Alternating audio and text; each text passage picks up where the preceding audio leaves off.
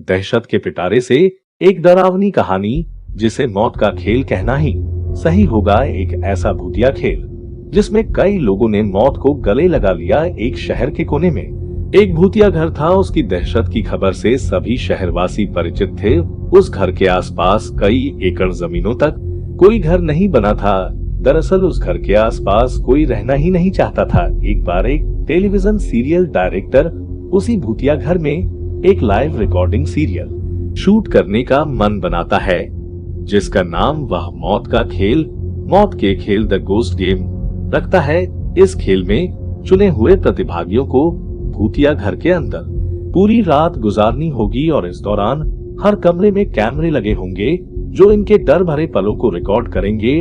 और अंत में जो प्रतिभागी बिना डरे पूरी रात गुजार लेगा उसे 1 करोड़ की इनामी राशि दी जाएगी। सीरियल डायरेक्टर मौत के खेल द गोस्ट गेम की घोषणा सारे शहर में कर देते हैं, लेकिन उन्हें प्रशासन का एक नोटिस आता है कि आपको उस घर में शूटिंग करने की इजाजत नहीं मिल सकती। वह घर खतरे के दायरे में आता है। सीरियल डायरेक्टर बहुत नामी हस्ती था, इसलिए वह निजी तौर पर प्रतिभागियों की जिंदगी की सुरक्षा की गारंटी ले लेता है और कुछ शर्तों को लागू करने के बाद प्रशासन से उस भूतिया घर में सीरियल रिकॉर्ड करने की मंजूरी मिल जाती है, जिसके लिए उसे 2 गुने पैसे खर्च करने पड़ते हैं। प्रशासन की परमिशन मिलते ही पूरे शहर में मौत के खेल के पोस्टर चिपक जाते हैं।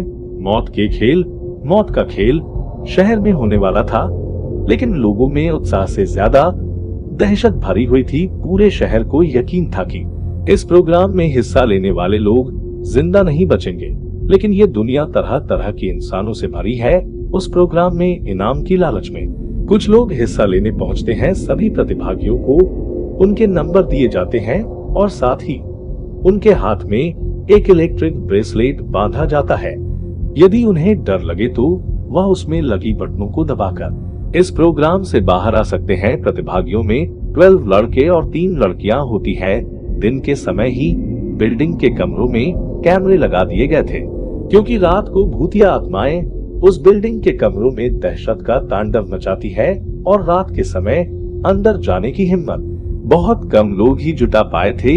एक एक करके सभी प्रतिभागी अंदर चले जाते हैं। सभी अपने नंबर के हिसाब से अपने कमरे को चुनते हैं और अंदर जाते ही सभी को अंदर से ताला लगाकर चाबी बाहर फेंकनी होती है। दरवाजे का ताला इलेक्ट्रॉनिक बनाया गया था। उनके हाथ में लगे ब्रेसलेट के बटन दबाते ही वह ताला खुल सकता था, लेकिन यह बात उन्हें बताई नहीं गई थी। अगर किसी प्रतिभागी ने वह ताला खोला तो प्रतिभागी प्रतियोगिता से बाहर हो जाएगा, जो कि कैमरे की रिकॉर्डिंग में दिखाई देगा। सभी के कमरे में निर्देश देने के लिए स्पीकर लगाए गए थे। उसी से सभी को संकेत दिया जाता है कि सभी जल्द से जल्द अपने कमरे का ताला बंद करके चाबी दरवाजे के नीचे से बाहर फेंके और इसके बाद कमरे की लाइट बंद की जाएगी। निर्देशों के अनुसार सभी अपने कमरे को अंदर से बंद कर देते हैं और चाबियां दरवाजे के नीचे से फेंक देते हैं। कैमरे नाइट मोड रिकॉर्डिंग के अनुरूप लगाए गए थे, इसलिए भले ही प्रतिभागियों के कमरे में अंधेरा हो, लेकिन दर्शकों को टेलीविजन स्क्रीन में सब कुछ नजर आ रहा होता है। धीरे धीरे डर की दस्तक हो जाती है। प्रतिभागियों में से एक लड़की अचानक अपने कमरे में चीखने लगती है। उसे ऐसा लगता है कि कोई उसका गला दबा रहा है और वह छटपटाने लगती है। कुछ ही देर में वह डर से बेहोश हो जाती है। उसके बेहोश होते ही लाइव सीरियल देख रहे दर्शक घबरा जाते हैं। अचानक एक एक करके सभी प्रतिभागियों पर भूतिया हमले होने लगते हैं।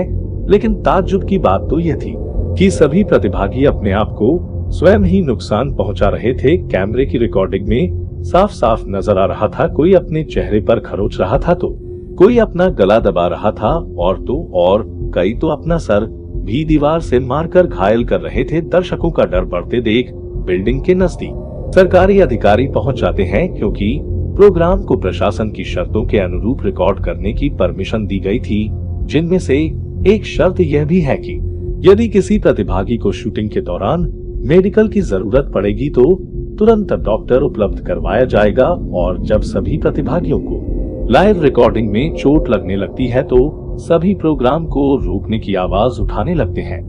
रातों रात प्रशासन पर दबाव बढ़ जाता है। दर्शकों में दहशत फैलते देख प्रोग्राम का प्रसारण रोकने के आदेश आ जाते हैं। तुरंत प्रोग्राम का टेलीकास्ट रुक जाता है और अब जद्दोजहद होने लगती है।